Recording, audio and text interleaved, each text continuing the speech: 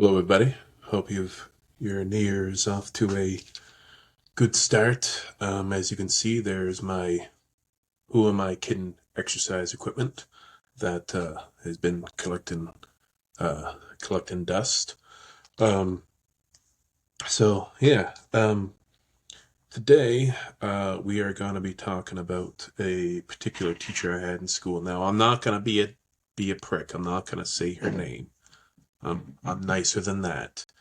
Um, Now, the title of this video is gonna be called the first woke teacher. Now, I honestly the word woke just kind of makes me cringe these days because it's like we all know what the word means, but it gets kind of overused. Like you stub your toe, like, that bookshelf is woke. What a dick. It's just kind of a little overused, kind of a buzzword these days. But this teacher kind of fits the bill to where it's kind of irritating.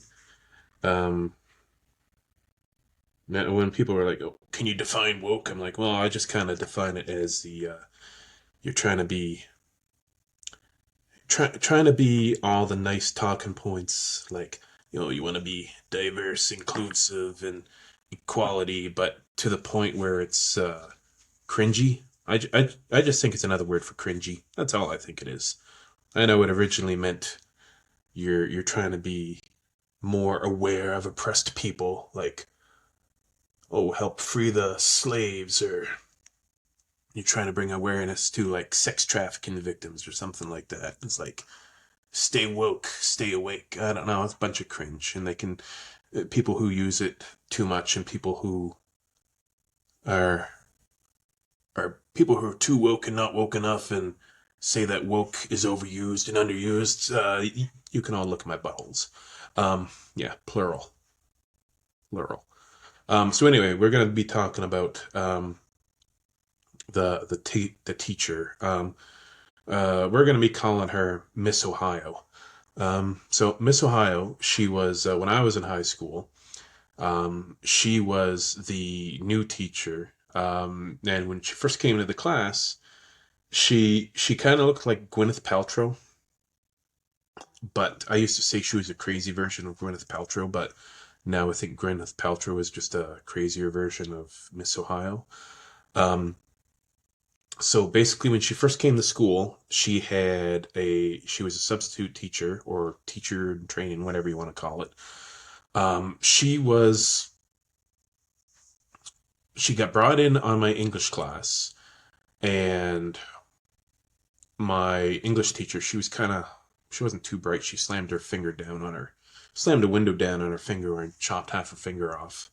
Um, that's how ghetto our school was. Anyways, she was I didn't really like her as a teacher. She was kind of a nut, the English teacher. But anyways, she brought her in as a student teacher, and I remember one of the first things I saw. We were doing something along the lines of we were looking at like advertisements or something like that in school, like how people will use advertising to influence you and things like that. And she she brought up this picture of a girl wearing a choker. I don't know if girls still wear chokers, but please bring it back. Please bring back the chokers. We miss them. So anyways, she had like a little dollar store choker around her neck. This model did, and the teacher was like, "Now, what do you guys think of when you see this picture?" And it was literally a girl. It was like a girl from like Cosmo or something like that, and she had a choker on her. Um, and the teacher went on for about 20 minutes about how the choker was actually a collar and meant to be make the women submissive. Um, A, that is stupid, and B, that's is that how it should be? I don't know. I don't want to. Man, I'm gonna turn into like some super right wing grifter, anti woke podcaster, ain't I? That's how things are going. Might actually give me a few more views. Maybe maybe I should go that way.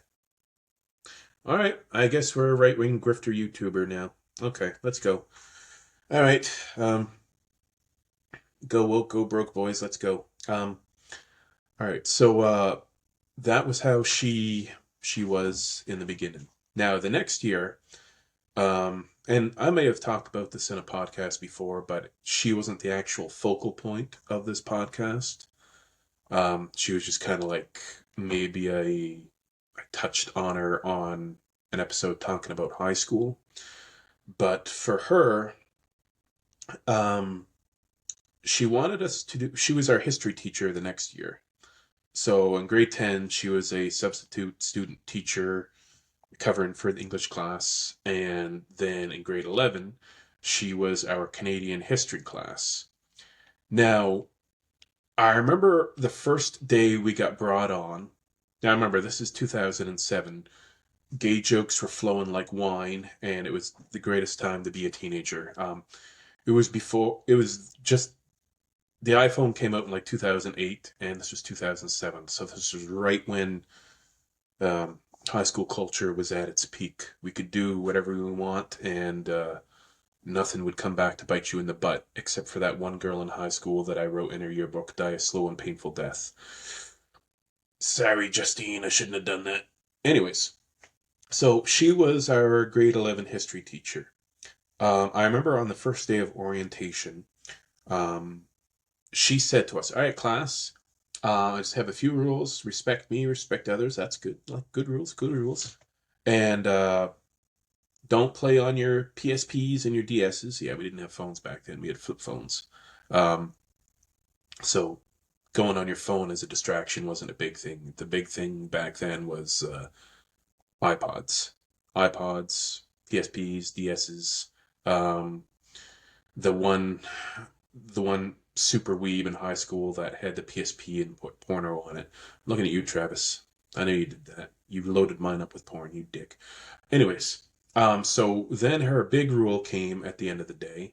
It was, all right, boys, all right, class, so I have one big rule. I don't want anyone to use the word gay, and I don't want anyone to use the word retarded. So at that point, I nudged over to my friend Matt and like, that's retarded. So, anyways, that was the big rule. Now, um, further on in that class, we were kind of dicks to her because we just thought she didn't like us making fun of the gays that we thought she was gay. So some guys would go up to her desk and be like, oh, "I don't see any pictures of any guys on her desk. She must be a lesbian." So yeah, we were kind of pricks about that. And I remember one time she handed us a project that we had to do. Um, she didn't come up with the discussion for the project. It was, let's see, we had to do something on a Canadian invention. And so, like, we had to talk about, like, the discovery of, like, scientific discoveries. Like, one person was talking about Tommy Douglas, how we brought free healthcare to Canada. Thanks, Tommy. Now we got 12-hour wait times in Canada because nobody has to pay for it. Yeah, thanks for that. No, I'm just kidding. I'm glad I'm not $50,000 in debt for my child being born, but I am kind of mad at all the people that go into the emergency room, clog it all up because they have a sprained finger. Toughen up, boys. Um, Now there was this one guy in my class. He just got his doctorate. He was a smart cookie. He got his doctorate in computer science. Um, we called him Hippie K because his name was Kyle and his hair was down to his butthole. Um, his project was on the Indian bobsled. Now, let's see if I can Google what it was because I don't even remember. Let's see. That's right. I'm my own Jamie. Oh, I need to not use Bing. Anyways, Indian bobsled. It was something that the Inuit. I assume it was some sort of Inuit invention. Um, Probably not bobsled, probably dog sled. I'm probably thinking of like bobsled's the thing you go down the icy ramp on in the Olympics that nobody watches, right? You know, the movie Cool Runnings, I think that's what that was about. Anyways, Indian bobsled, Indian dog sled. Now, Hippie K and his partner, we'll call him Little P, um, they researched their project, they get it all done, and at the end, they presented their project on the Indian bobsled. And when they started presenting it, she freaked out. It's like, how dare you call it the Indian bobsled? They are Native American. And they're like, well, they're in Canada. It's like, they are Native Canadians. It's like, well, yeah, but they're Inuit. He's like, they are Inuit. And then it was like, yeah, but the project called it, it was called the Indian bobsled. He's like, I don't care what it's called. And they're like, well, you handed us the assignment. So she spent all that time freaking out on our classroom um, because it was she didn't know how to properly vet her homework assignments, and yeah. I will say the one cool thing that she did. There's another teacher next to her. So this teacher, she kind of looked like Gwyneth Paltrow with the long blonde hair, and the other girl, she was more of a stout looking teacher, um, brown hair, a bit of a beefy chick.